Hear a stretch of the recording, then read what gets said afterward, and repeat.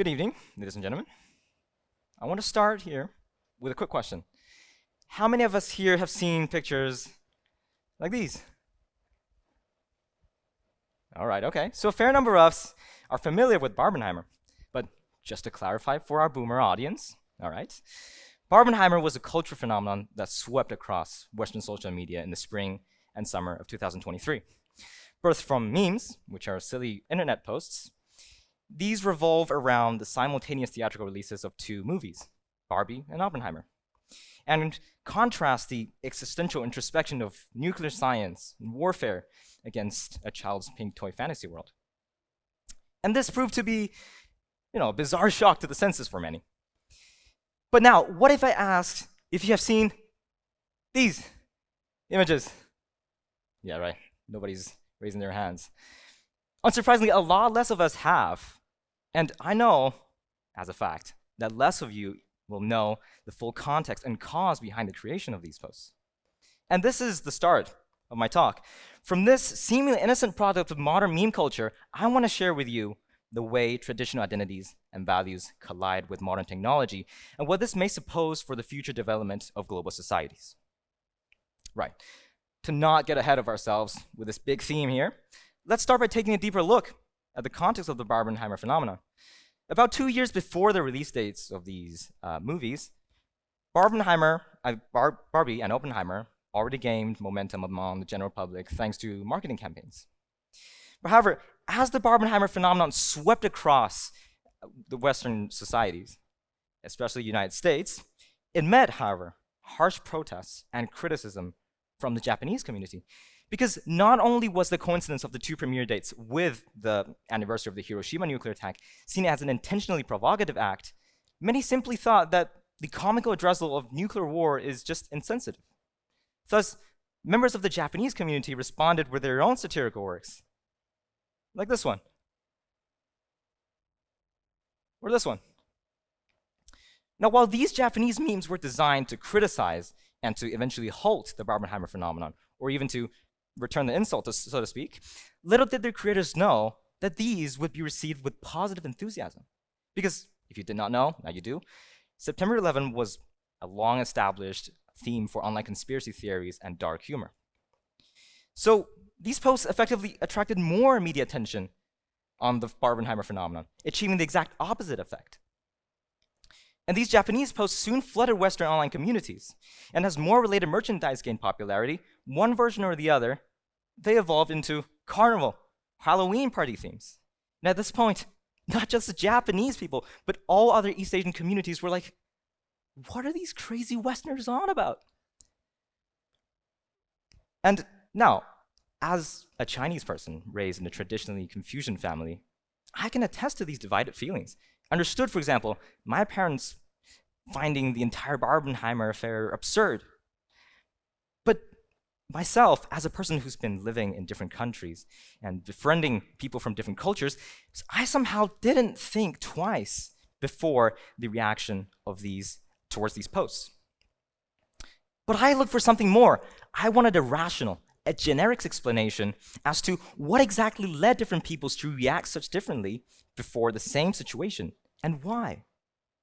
And since despite being scaled interactions, the responses to Barbenheimer remain rooted in the individual, I thought that it may be related to the role the individual plays in different societies.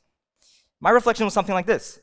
In the imperial dynastic history of East Asian societies, the individual's traditional responsibility to prioritize the community over individual desires blurs the boundary between collective and individual dignity. This is also why honor as a measurement of contribution to society is such an important aspect of personal life. The Western values of the Enlightenment, on the other hand, focuses on the individual. The concept of the social community and rules merely exist to systematically provide for the pursuit of personal objectives. Not only does this exempt the individual from any emotional obligations to the community, it is free to criticize this any way they see fit.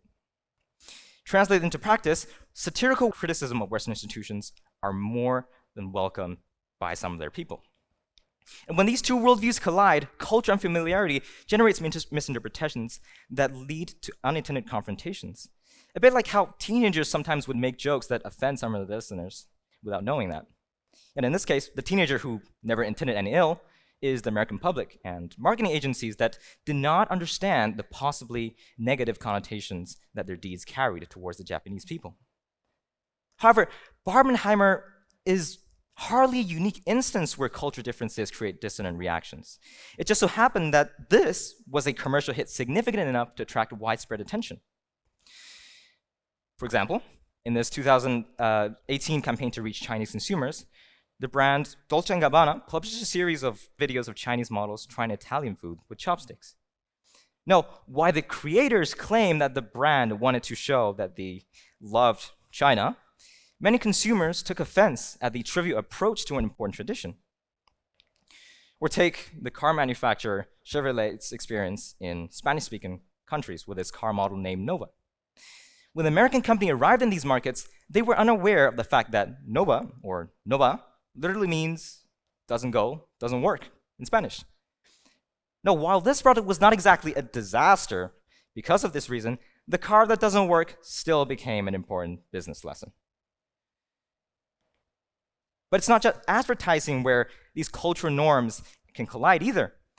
In 2016, Lionel Messi had up a pair of his football shoes on TV and offered them to the Egyptian television station where he was being interviewed for a charity auction. Now, Messi has done this before, so it was obviously a gesture of goodwill. But since shoes are deemed disgusting items in the Arab world, many Egyptians found his gesture gravely insulting. And the connection between these examples and, of course, Barbenheimer is that they all reflect an unawareness towards the cultural divide. Only at different places and under different social contexts. But the bottom line is, they all demonstrate how cultures and peoples are fundamentally different from one another. And that when this fact is ignored, miscommunication of varying scales and consequences is inevitable. Now, this little piece of information here is actually much more important than it would seem at first glance. In fact, the cultural factor is one of the focuses of late 20th century global politics. For instance, Samuel Huntington, the longtime director of Harvard Center for International Affairs, is famous for his culture-centered explanation for the many political turmoils across ex-Western colonies over the past century. He argued that this unrest was largely a result of two sets of completely incompatible cultural values. On the one hand, the forcefully imposed Western government principles, and on the other, the traditionally existing social structures of the local people. An even more obvious example of this dividing nature of culture takes the form of cooperative effectiveness within organizations. It is commonly acknowledged that organizations that operate within the same cultural paradigm, such as the Asian-based ASEAN or the Judeo-Christian-rooted European Union, are much more effective than the inter-civilizational United Nations. However, no matter the validity of Huntington's theory, the world has indeed changed since then.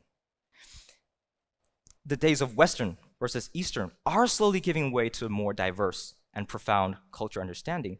Perhaps the cultural model is becoming outdated, and that was the hyper-globalist theories emerged.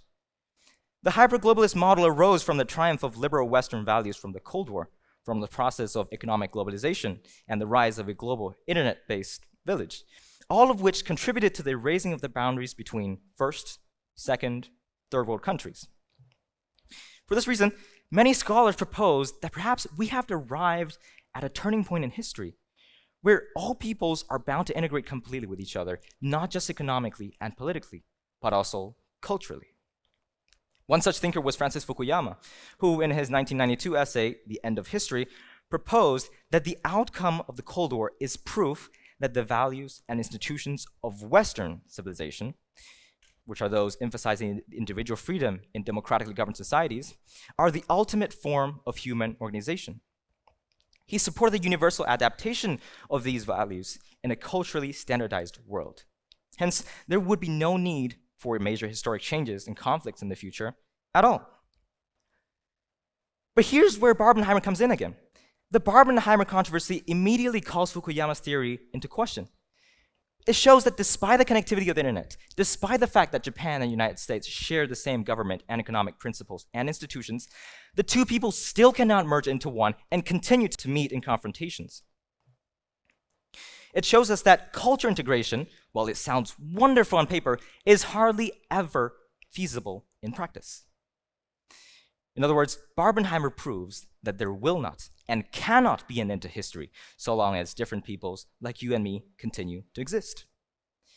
If we put this into historical context, the denial, or at least disregard, with which political leaders treated this fact over the millennia has cost civilizations countless lives and opportunities for progress.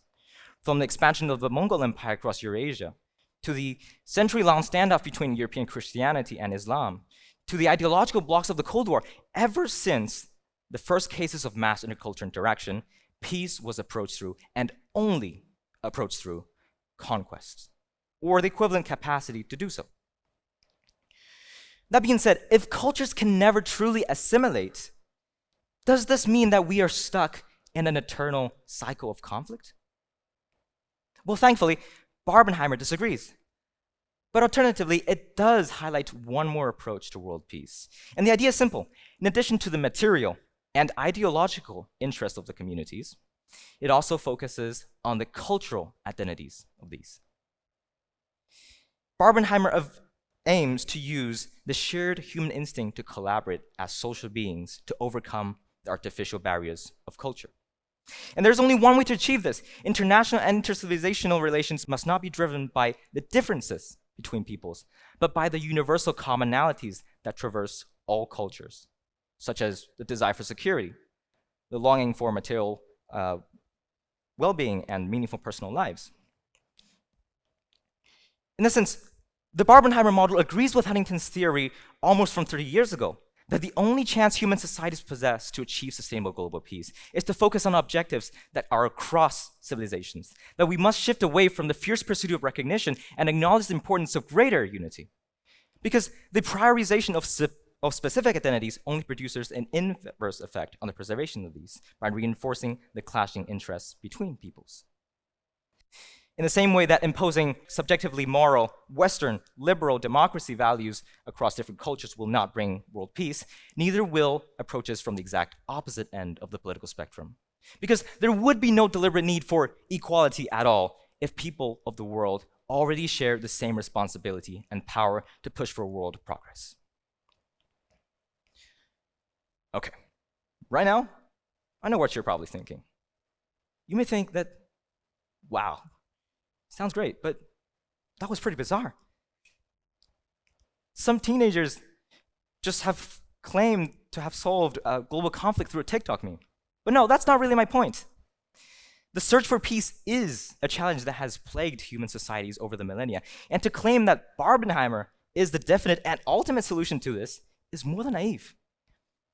The Barbenheimer model is merely my humble approach to another mystery of our world.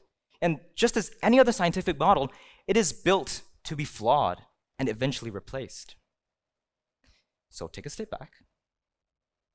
It's just a high schooler's thought experiment after all.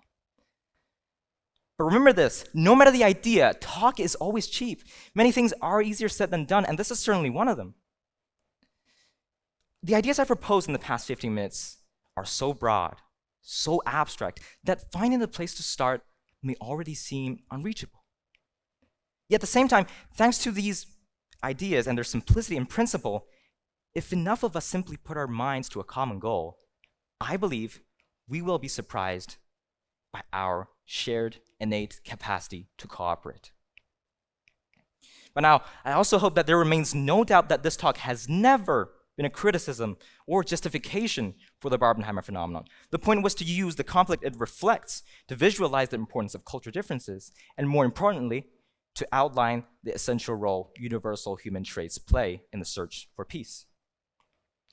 As an international student, I had the opportunity to understand both sides of the cultural divide exposed by Barbenheimer.